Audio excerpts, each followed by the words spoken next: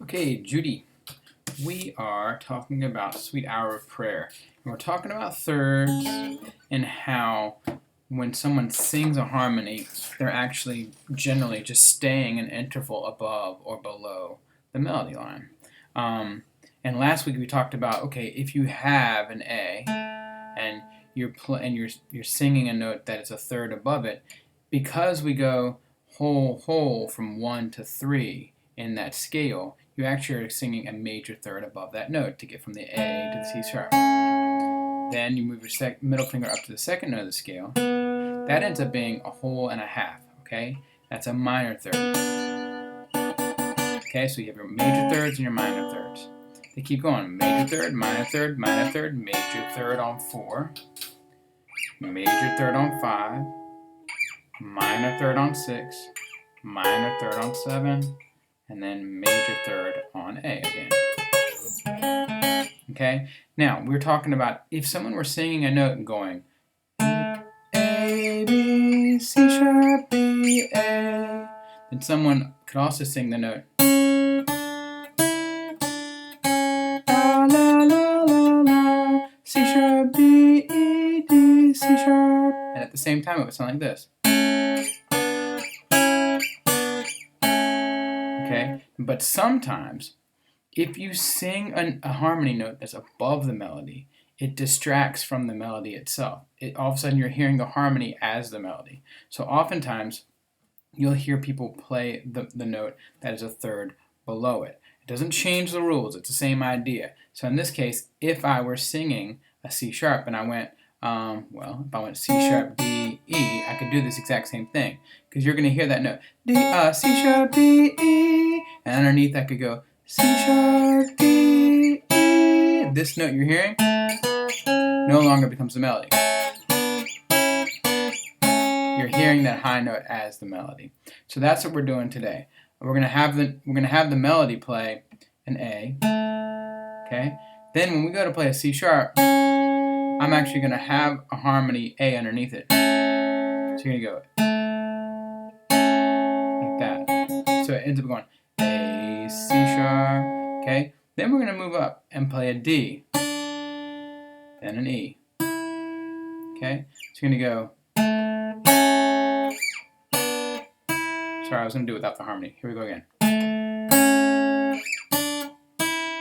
That's the melody. Okay? I want to hear the harmony with it, so those thirds we did last week stay with you. Okay? So you're really just going up from the major third, the minor third, to the minor third here, right? But the melody is singing. Okay? That keeps going. If you look at the page, it goes A, the melody goes A, C sharp, D, E, E. Okay? So you're going to keep going. Okay? And that gets us through that first full measure. Okay?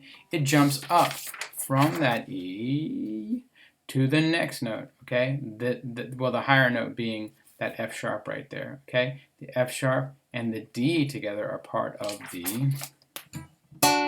4 chord. Okay, so you have this.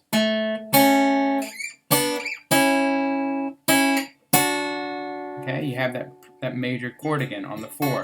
Even though the melody's playing the F sharp, you're playing that major third below is actually part of the 4. Okay, so then we go from there. We're on the F sharp and the D below it. We're going to go up to the next note, which is, what is that going to end up being? Yeah, 5. Yeah. So we're going to start the next measure on, what am I doing here? Yeah, let me show you what's happening.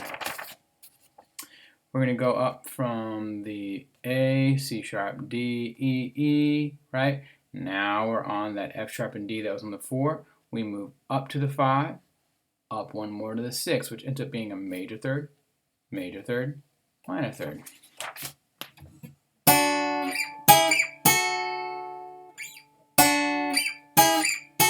So you're keeping those major thirds and minor thirds wherever they fall. But the melody goes like this.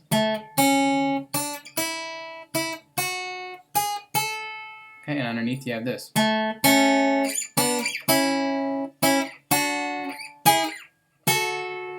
Okay, it's deceiving. All right, now the next thing that happens is that moves back down. Your first finger here moves back down to what we played for the 4 chord. Okay, and that finishes that line up. This is what you have.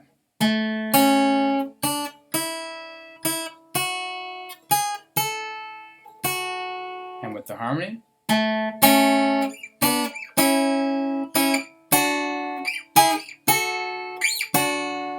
Okay, that gets you through that entire first line. I hope that helps. The idea here being the same thing. If you think about a note being a major third, a third below or a third above, you still follow those same rules. If you're talking about an A and you're talking about a third above it, it's going to be that major third. If you're talking about a C sharp and you're talking about a third below it, it's going to be a major third down to A. Okay, the space between stays the same. All right, so if you're singing a harmony that is a major third above A, you're singing a C sharp. Okay, if your melody is on C sharp and you're singing a third below that, you're actually singing an A. Those two notes combined together, they don't change. That interval between them doesn't change when you're trying to find a harmony note. That's why it's relatively easy for someone to sing harmony when they practice.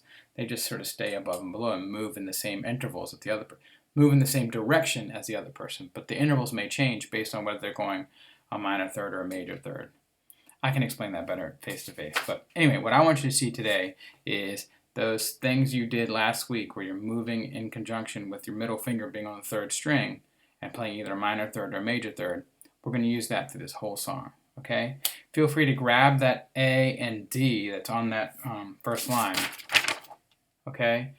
Just remember that you're playing this with I-M, and you'd be playing this with your thumb when you pinch, okay? So you go P-I-M, boom, and then just play the rest of them with I-M.